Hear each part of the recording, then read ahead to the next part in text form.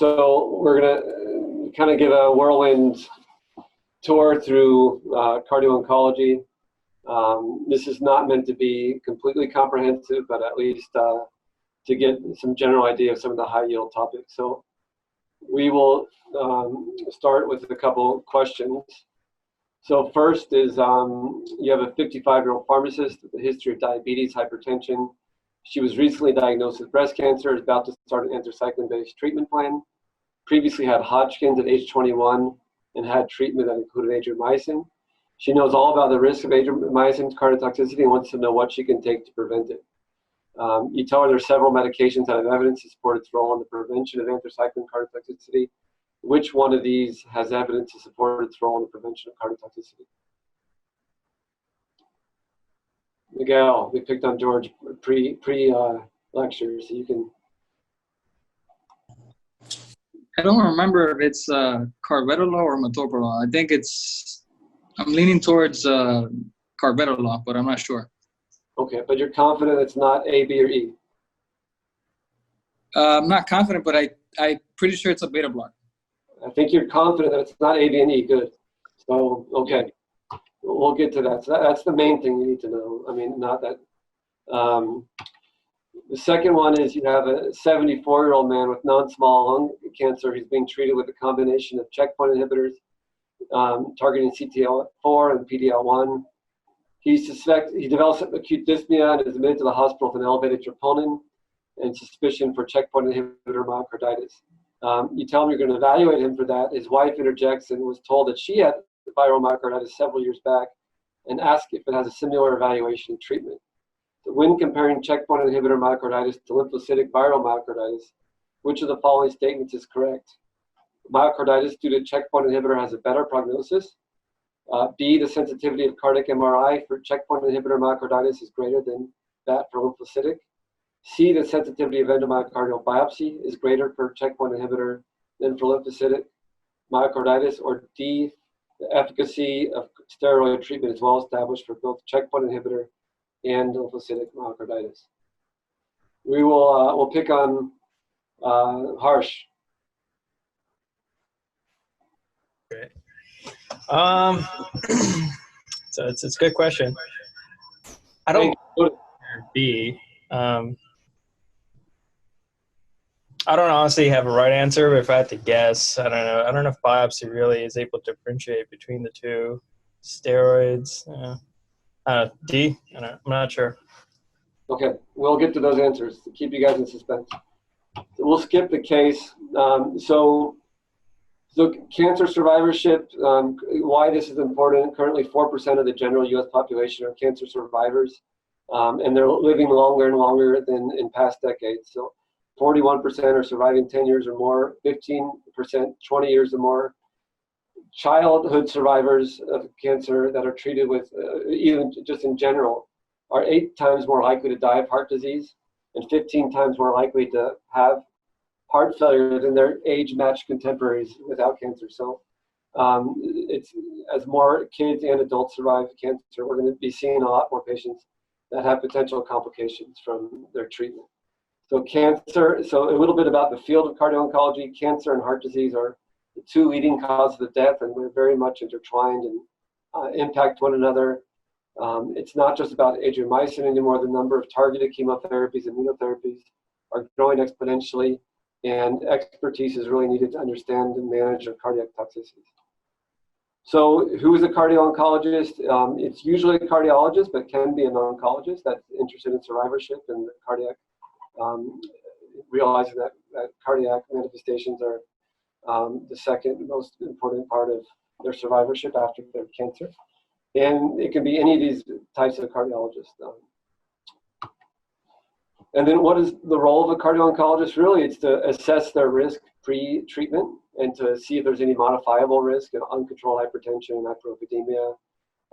Consider cardioprotection in high-risk patients, which we'll define later, and to develop a modern strategy to monitor them, if any, depending on what they're getting. During treatment, it's to continue to monitor them with biomarkers, echo, facilitate their treatment to reduce interruptions in their cancer treatment. So really, you want to make sure that they get their cancer treated and as safely as possible, but still the goal is to get them through their treatment. Continue to address modifiable risk factors, and if they do develop cardiovascular toxicity, you want to start appropriate treatment and discuss the risk and benefit of different strategies to treat it. And rarely, potentially even stopping the chemotherapy and suggesting a new one. Post-cancer treatment, you want to continue to modify risk factors and assess for late cardiovascular toxicity, educate them on their long-term cardiovascular side effects that can occur, and manage any toxicities that develop. Additionally, really, other roles you might have are partnering with oncologists to focus on cancer survivorship programs, and then for a comprehensive program, typically at academic institutions, cardiac amyloidosis is often a part of that, cardiac tumors, and then bone marrow transplant in terms of risk stratification for their cardiovascular complications. And then a lot of pre-op cardiovascular evaluation prior to surgical treatment of their cancer. This is not meant to be studied or memorized, but just to give you an idea of the scope of what we deal with in this field. This first table is just, and this is already 3 years old, it doesn't even include immune checkpoint inhibitors and some other therapies. But these are agents that might cause heart failure and left ventricular dysfunction, including anthracyclines, but also alkylating agents, monoclonal antibody-based TKIs, small molecule TKIs, proteasome inhibitors, etc. We also have agents that can be associated with myocardial ischemia and myocardial infarction. The prototype one is 5-FU. It's often used for colon and other GI malignancies. But you can also see VEGF inhibitors and TKIs in this group as well. Hypertension, mTOR inhibitors, TKIs, proteasome inhibitors, all these medications can raise blood pressure. This is perhaps the most common reason that cardio-oncologists need to get involved in seeing patients. And really, oftentimes with TKIs in particular, these are going to need multiple therapies, and sometimes you even have to hold the chemotherapy if it becomes very malignant. And so this is something to be aware of. Agents that can increase QT, of which there are several, and these require monitoring. And then agents associated with thromboembolism. So just to be aware that the field is not just about anthracyclines and Herceptin, there's a lot more that goes into cardio-oncology. So, but anthracyclines are the kind of forefather of the field, and they still are used incredibly frequently in both childhood and adult cancers, especially breast cancers and lymphomas. So anthracyclines, clinical heart failure is found between 1 and 5% of patients that are treated with adriamycin, asymptomatic LV dysfunction, depending on the study and the methods and the doses, anywhere from 5 to 26%. The slide in the bottom, the intent is to show that, yes, dose matters, and the higher you get, the higher risk of toxicity, especially if it's over 250 milligrams per meter square. And as you go up to 400, it gets even exponentially higher, up into that 26% range. But you can have cardiotoxicity even with low dose, less than 250. So this is perhaps the most contemporary and best data we have. This is an Italian data set from just published a few years ago. And what's differentiates this is that a lot of the studies that we're looking at toxicity from adriamycin we're looking retrospectively.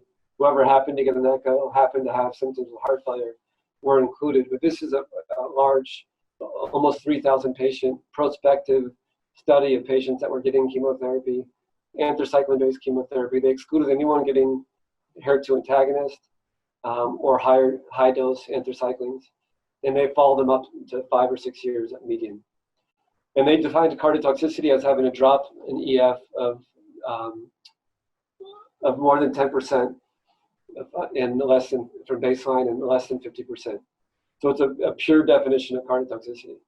And what they found was that cardiotoxicity occurred in 9% of patients, almost 10% of patients with breast cancer, 6% of those with non-Hodgkin's lymphoma. So this is probably the best estimate that we have in terms of asymptomatic drop in EF in patients with adriamycin. What's really interesting in this study also is that 98%, these were followed for up to 6 years, 98% of the cardiotoxicity occurred within the first year, which is really kind of groundbreaking compared to what we thought based on studies that were not done in a prospective fashion. The mechanism of anthracycline cardiotoxicity, for a long time it was focused on the panel on the left with reactive oxidative stress hypothesis. And more recently, there's some data showing that from FDA, previously MD Anderson, showing that since adriamycin is a topoisomerase inhibitor, there is the topoisomerase 2 beta in the heart, and this was discovered in that adriamycin can interact with TOP2 beta in the heart and is a mechanism for the cardiotoxicity. It doesn't mean the RLS theory is incorrect. They may be, they may coexist. Or the involvement of TOP2 beta can also trigger reactive oxidative stress. So who is considered at increased risk of developing cardiotoxicity? So one is just higher dose treatment, and that's doxorubicin or adriamycin, more than 250 mg per meter squared, epirubicin more than 600, or having more than 60 grays of radiation to the heart field. Or if you have either one of those in smaller, so less than 250 of doxycycline plus radiation less than 60, less than 30 grays to the heart field, that combination is also considered to be high risk. Also, if you're at lower risk in terms of treatment doses, if you have at least 2 cardiovascular risk factors, or simply being older age, greater than 60, it means you're at higher risk. So what percent of patients you see with breast cancer are over 60? Pretty large percent of them. So just keep in mind that even though they're getting what's considered a low-dose chemotherapy, they're still at higher risk just by age alone. And then, of course, if you're getting adriamycin with Herceptin 2 antagonists sequentially. So what are the recommendations for screening? This was from a recent review in our Methodist DeBakey journal. So MUGA, I think we can really throw that out, and, except for some rare circumstances. ECHO certainly should be the standard bearer. There's several societies that have put out guidelines based on echoes. As you can see here, they all agree that we should have echo at baseline, but none of them will, they're not very, they all differ a little bit on what they recommend in terms of the frequency of monitoring. You can see here, American Society of Echo says at the baseline, at the end of treatment, when they reach a cumulative dose of 240 and every 50 mgs per meter squared afterwards, and then follow up 6 months after completion. European Society of Cardiology has more longer-term surveillance, and then ASCO, American Society of Clinical Oncology, recommends only 6 to 12 months. Previously, we follow ours up to 5 years. The data from Italy is compelling to consider stopping at 1 year, but even until we have more data, we're maintaining echoes up to 5 years. This is just a review of some of the biomarker studies that have been done in this field. And you can see, with the exception of the 703 sample size patient from Cardinale, a lot of these studies are small sample size, less than 100. Troponin is probably the best marker we have for cardiotoxicity. BNP has been a little bit all over the place, so it's not prime time. We still do it to some extent. There is some data for myeloperoxidase from one study, but again, that's only one study.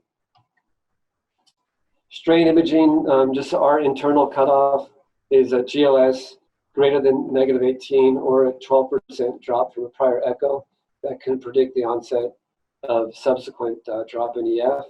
If you look at the kind of a review of articles that have published in this field, the main value is the negative predictive value, which is high. The positive predictive value you can see here is more in the modest range, more in the 60% range overall. What about biomarkers and secondary prevention? So this is one study that looked at patients that were on high-dose adriamycin and had a positive troponin. And if you had a positive troponin, you were randomized to an enalapril or placebo.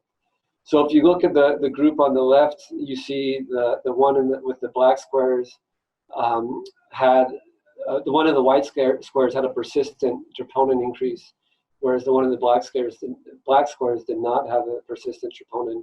The one in the left were in the control group, so you can see those that had a troponin that was persistently high, they dropped their EF more so than those that did not drop their troponin. If you took the same patient population that were randomized to enalapril, even in the group that had a persistent troponin increase, they were able to maintain their EF on enalapril. So this is a good argument to use ACE inhibitors in patients that are at higher risk that do have a troponin elevation, and you can see very significant changes in the group that was supported with an ACE inhibitor. And the earlier the treatment, certainly the better and the higher chance of reversing LV dysfunction.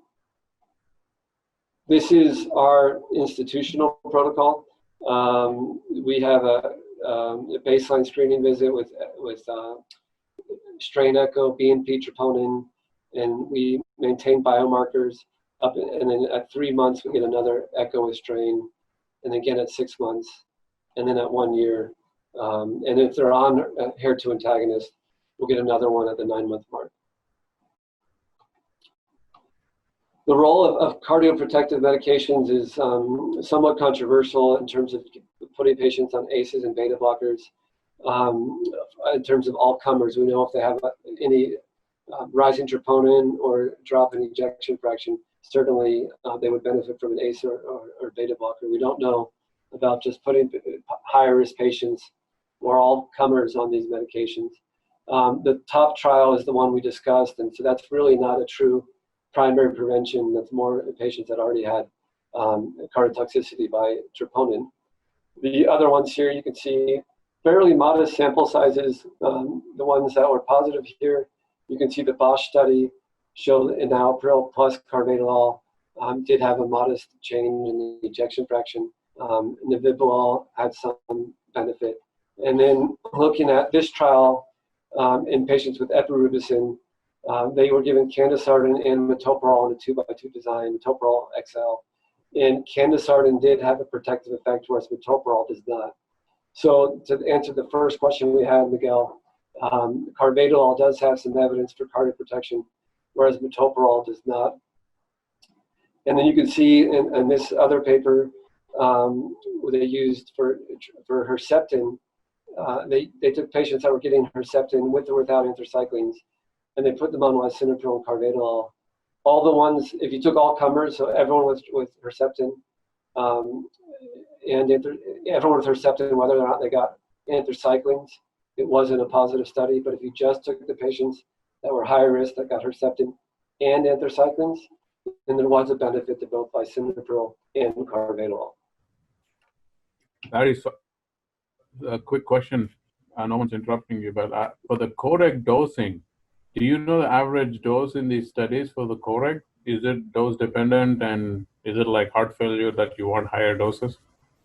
So for the Calais one, I think was the first one. That was 50 patients. I think they had a very, I think the average dose was somewhere in the 6 to 9 range. For these other studies, I don't remember off the top of my head. But I think they were, I don't think they were as aggressively titrated up as we would do in heart failure. But I'll get back to you with the actual dose. And it varies between these trials. So a good question. So in terms of other medications that can be cardioprotective, dexrazoxane is one that has evidence for protection. This is an iron chelator, so it prevents the formation of the anthracycline iron complexes that generate free radicals, but it also binds to topoisomerase 2 beta. So it does give credence to the topo 2 beta hypothesis. and it does inhibit the DOXA-induced DNA breakdown. So it is currently restricted or FDA approved only for patients with metastatic breast cancer who have already received a certain amount of anthracyclines. So, for example, 300 doxorubicin. But you could see in patients that had DEX with their chemo, there's a decreased incidence of cardiac events and heart failure specifically.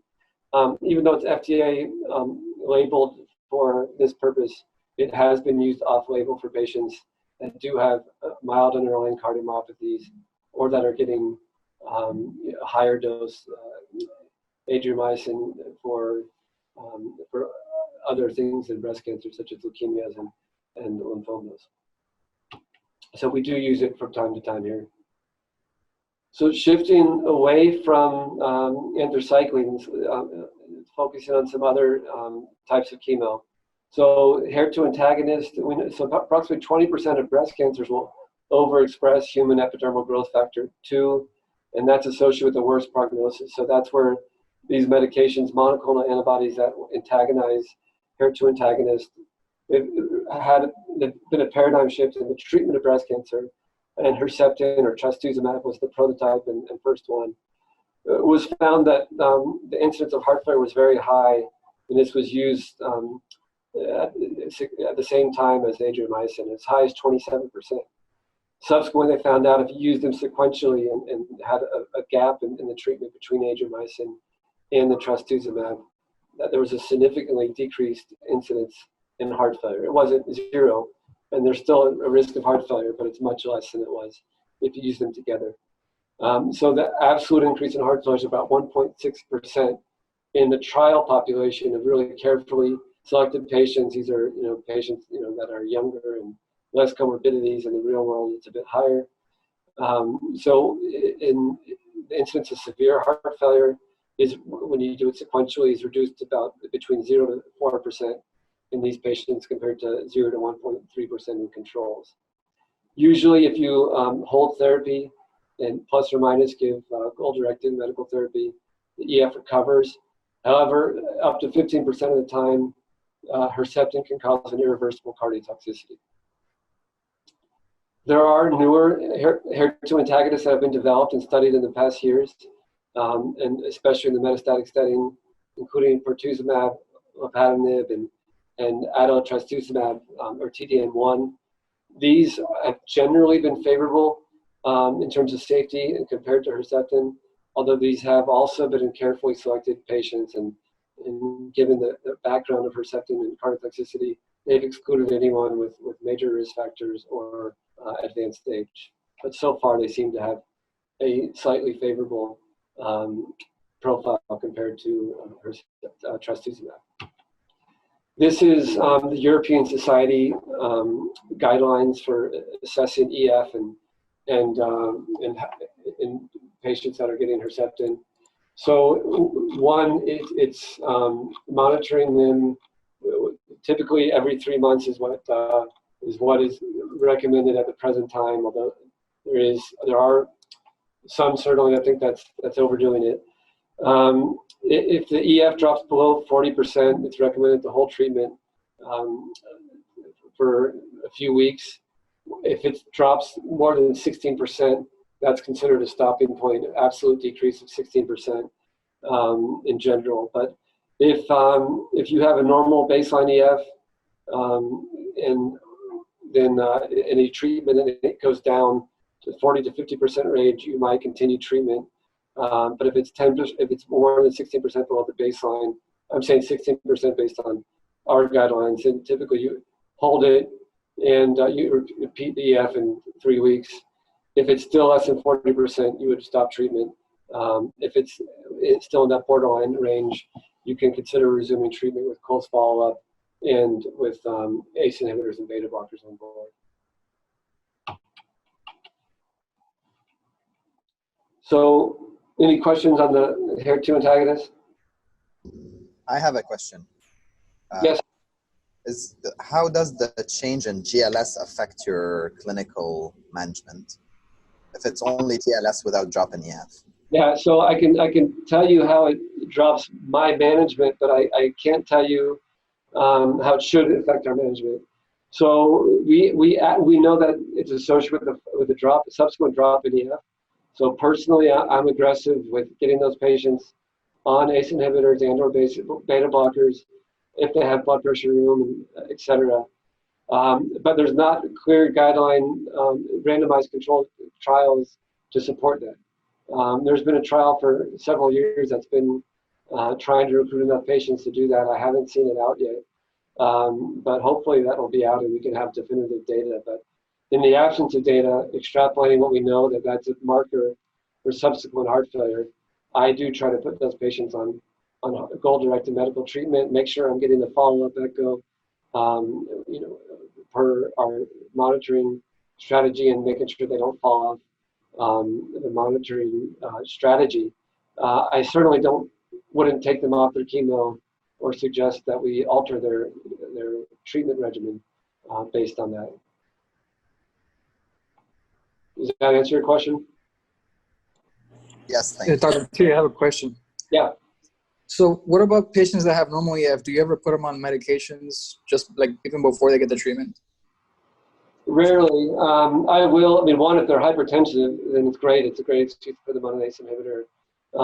But if they're not hypertensive, and they don't have any abnormalities, you'd be hard pressed to. There's some patients, if they're advanced stage, they have diabetes, they're kind of in that HOPE trial benefit from an ACE inhibitor, then you might consider that adding them. So it's patients that really have indications out anyways, but have, for whatever reason, not been on the adequate treatment.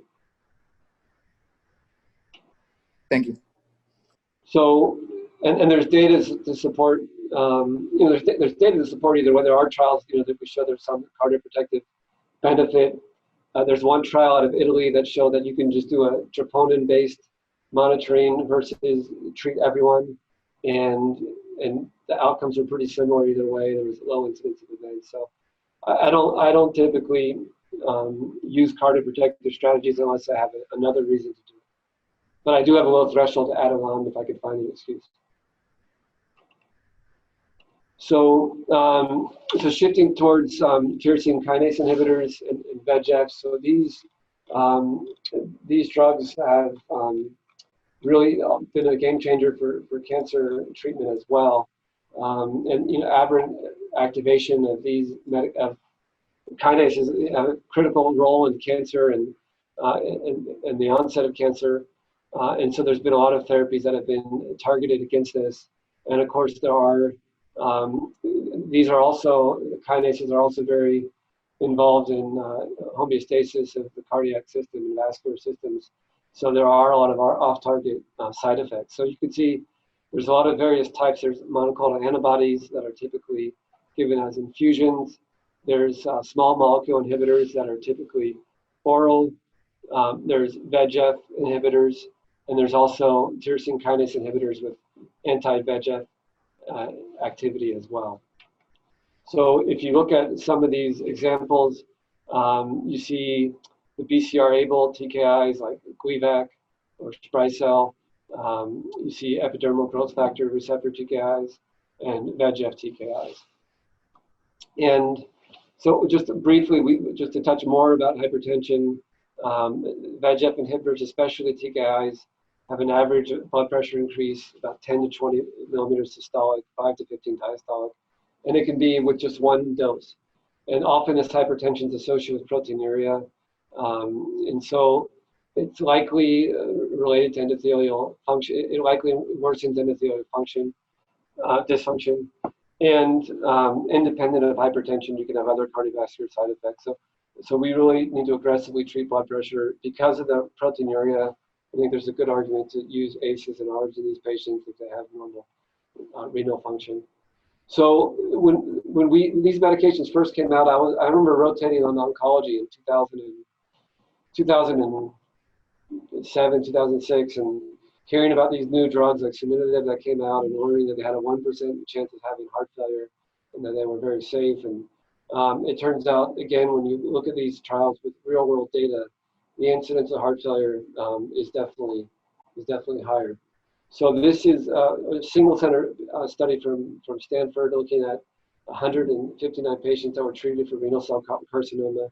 And I don't know how well you can see, but this darker blue is a grade 2 to 4 decrease in LVEF, and that's about 15% with sunitinib, which is much higher than the 1% that it was advertised as, 3% with sorafenib, and 4% with Avastin, et cetera. You can see that the light blue is any cardiovascular cardiotoxicity. A lot of that's driven by the purple hypertension. But you can see if we dig down deeper, if you look at the definition of adverse events, so if you look at grade 2 heart failure, you're looking at patients that are symptomatic.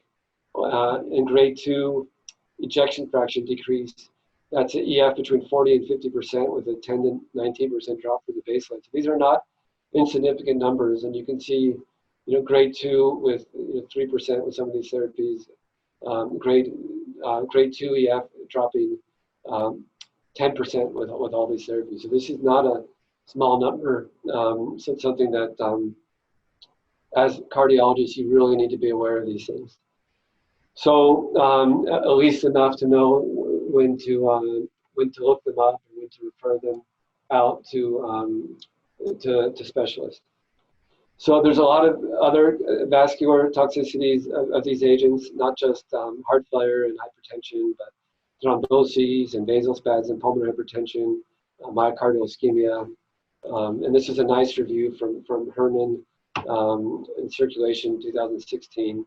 And again, not to be memorized, just to give you an idea, the agents that can cause acute myocardial infarction or angina, there's quite a few of these agents. So it's not just 5-FU. Stroke, also several agents to be aware of. And then looking at other TKIs, dasatinib or Sprycel, pulmonary hypertension is something you guys should be aware of. And then hypertension, pretty much ubiquitous. Also, PAD with several of these agents, as well as DVTs and PEs. So it's really important to be aware that these have a broad array of toxicities. And yes, if you're not a cardio-oncologist, you don't need to memorize them, but if you're an interventionalist and you're doing peripheral vascular interventions, you really should be aware of these. And if you're doing interventional, you should also be aware of all these that can cause acute myocardial infarction, and be aware enough of when you need to look up these medications to see what the incidence is. So another important medication, ibrutinib, this is a Bruton tyrosine kinase inhibitor that's involved in the B cell signaling pathway. This is a drug that's used for CLL, mantle cell, Waldenstrom's. The main thing that it causes is AFib, and it's a really high relative risk of more than 3.5. Incidence of AFib in these patients is about 4 to 16%. In the real world, it's probably a little bit higher. And in addition to AFib, there is some data, I haven't seen the paper, but I saw the abstract a year or two ago showing a new onset heart failure as high as 1 to 2% in these patients as well. So there are some nuances to be aware of in these patients. So one is that calcium channel blockers can increase the level of ibrutinib. So that would be a medication of second or third resort in these patients. So beta blocker should be the first treatment. And ibrutinib also decreases your digoxin level. So if you're going to use digoxin, you should use it at a lower dose, and you should make sure you're checking levels. And so it's really important to keep this in mind. And there is some potential interaction with factor A inhibitors and increasing the levels as well. So, and then another TKI, which is an EGFR tyrosine kinase inhibitor, osimertinib, which is a fairly new drug that's shown to have a benefit in EGFR-mediated lung cancer in terms of survival, over and above previous epidermal growth factor receptor TKIs. And so one of our hematology fellows, we had a single case of heart failure with this, and that was the second case that was reported. So one of our hematology fellows did a retrospective review of the FDA database and compared osimertinib to other EGF TKIs and found higher odds ratio of QT prolongation, a higher odds ratio of heart failure 2.2 compared to the others, and atrial fibrillation. So this is something that in JACC Cardio-Oncology, this was in their second issue. Already in the third and fourth issue, there's been another report out of Japan with them showing a series of patients with heart failure with a stroke, and another case report with a view of the literature. So this is another drug that seems to be important in terms of cardiac effects. Finally, getting to the most recent kid on the block with immune checkpoint inhibitors.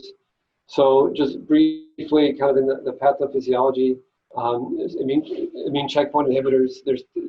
There's two main types. One are PD-L1 or programmed death ligand 1 inhibitors or PD-1 inhibitors. You can see here, I don't know if you can see my arrow, but you see a T cell that is trying to attack a tumor cell, but PD-L1 blocks it from attacking it. So if you are able to block the ligand with a PD-1 or a PD-L1 inhibitor, that disinhibits the T cell and enables the T cell to attack the tumor cell.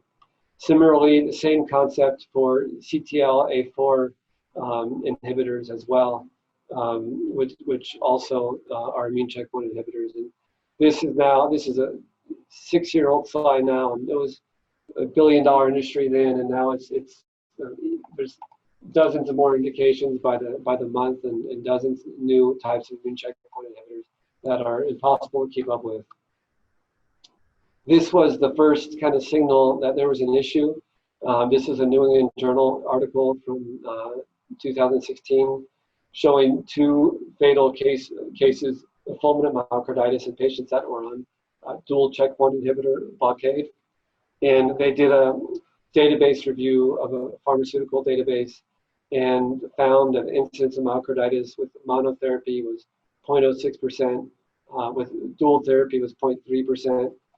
Recent analyses have it perhaps a little bit higher in the 1.1% range, but this was kind of the first signal. There's a lot of immune-related, as you unleash the immune system, there's a lot of potential toxicities, as you would imagine, not just cardiovascular. You can see these listed here in pretty much any organ. Myositis and myasthenia gravis seem to be the ones that are most associated with myocarditis. Those are just 2 to be hyper aware of. And so we, Cal, our resident, looked at checkpoint inhibitors in our population. What was nice, we had our pharmacy was able to look at a single population of patients that were getting immune checkpoint inhibitors for lung cancer, and we can compare that to patients that also had lung cancer that were getting other non-immune checkpoint inhibitor. So recently, we published this in JACC Cardio-Oncology, but the main take-home points from this are, you can see in the top right figure, there was a non-significant increase in MACE with patients on ICI versus non-ICI. It wasn't statistically significant. Most of the data points there being a risk there. If you look at things that were associated with the higher risk, certainly patients with an elevated troponin or BNP were much more likely to have cardiovascular events. What was also interesting, and this hasn't really been shown, is patients, but I mean, it's a small number here, but patients that were also on VEGF inhibitors or TKIs had an odds ratio of 2.15 that was significant. So there may be a story there of a combined effect of immune checkpoint inhibitors plus TKIs having a higher risk for cardiotoxicity. If you look at the patients that did have cardiovascular events on immune checkpoint inhibitors, it's important to point out it's not just cardiomyopathy or myocarditis. There are a lot of patients that have pericardial diseases, chest pains, arrhythmias, and thromboembolisms can also occur in patients on these drugs. So in terms of things to know about the myocarditis or checkpoint inhibitor, it's not, there's a lot of key differentiations for the myocarditis, it's lymphocytic myocarditis that we see in our patients. So one thing, this is from the first two series that came out, they both showed that the onset to myocarditis from the time you started checkpoint inhibitors was fairly brief, within several weeks and within a few infusions. MRI, so, and this has been confirmed with the recent paper that I didn't have time to add, but MRI, while the sensitivity for lymphocytic myocarditis is great with MRI. For checkpoint inhibitors, it's pretty, this is 23% here, 74% here, but it's certainly not in the 80-90% range for checkpoint inhibitors. Conversely, when you look at biopsy for lymphocytic myocarditis, at best, it's 60% at best, so there's a high likelihood you would miss it. With checkpoint inhibitors here, 89%, 100%. In the most recent series, that was the largest, that was in the mid-90s to high 90s. So a biopsy is highly useful, and we should not stop with a negative MRI to rule out checkpoint inhibitor myocarditis. If they're a patient that have a drop in their EF or elevated troponin and they're on a checkpoint inhibitor, I would have a low threshold to biopsy this patient. Sometimes it's a challenge. They may have thrombocytopenia, et cetera. But it's important to be aware that that biopsy is much more diagnostic yield than MRI, which is opposite what we see with lymphocytic myocarditis. It's also, this is an older series, but once you have myocarditis, the death mortality is approximately 50%. Steroids, another differentiating factor from lymphocytic myocarditis, where there's no clear benefit at all of steroids. With this cohort, there is a clear benefit to steroids in terms of reversing the LV dysfunction. A recent paper came out this week showing that giving steroids within, I forgot whether it was 24 or 48 hours, was better. It had a significant survival benefit compared to delaying 72 hours.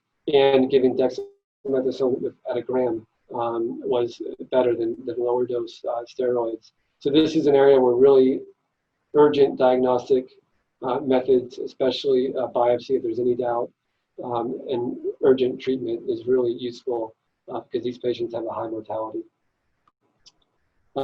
Just very briefly to touch on radiation. Radiation, this is a whole lecture by itself, but it can cause cardiovascular manifestations everywhere from the pericardium to the endocardium. Pericardial constriction, of course, coronary artery disease is common in these patients, up to 85% long-term. Valvular disease as well. I have a low threshold to get a cardiac CTA or an angiogram in these patients that have had a history of chest radiation to the left side of their chest, if they have any symptoms or if they're going for high-risk surgery. Conduction system abnormalities are also common if it involves the electrical system, and then they can have a diastolic dysfunction as well as rarely they can have systolic dysfunction due to radiation. And the mean dose of radiation to the heart matters. The average dose in this study was 4.9 grays, but there was a 7.4% increase in coronary events for each gray additional radiation that they had. If you do modern techniques like deep inspiration, breath hold, or sometimes they'll do prone imaging for patients with breast cancer so they can literally push the breast off to the side and out of the heart field. These, we suspect these will decrease some of the risk, but we don't have long-term data proving that yet. So looking at what the future might look like, one thing is I think genetic and genomic risk assessment will be important. There was a paper last year that took patients, several different cohorts of patients that had known Adriamycin cardiotoxicity, and they screened them for genes that cause familial diabetic cardiomyopathy, and 12% of them had positive mutations in Titin, in the Titin gene, and which is the most common gene for familial diabetic cardiomyopathy. So I think the future looks like some genetic risk assessment, cardiac protection in patients that are either higher risk by their genetic background or by their other cardiovascular risk assessment. Early detection, I'm sure there's emerging roles for MRI, perhaps PET as well, and then perhaps regenerative therapies. Probably not, but had to put that in there because I thought it looks good. So, and for if you want more information, we have a recent journal about kind of a comprehensive clinical aspects of cardio-oncology. Of course, this doesn't include amyloid, or cardiac tumors, which are whole themes in and of themselves. And just to conclude, and actually before we conclude, we can go back to our questions. The first question, George. Yeah, you, George. You're on mute. Carvedilol. Carvedilol, excellent. Yeah, so there's evidence for carvedilol. There's not evidence for metoprolol or anything else on there. Hopefully you didn't get fooled by this not being dexrazoxane. So the second question, Harsh, you want to go back and take a stab at it again? Yeah, so biopsy would probably be greater sensitivity. Excellent, very good. So good, at least you guys learned two things. And so I don't know a better way to do this. So yeah, just to conclude, I mean, that there are more cancer survivors living long-term, and these guys are increased risk for cardiovascular toxicities, and you guys should be aware of them as cardiologists.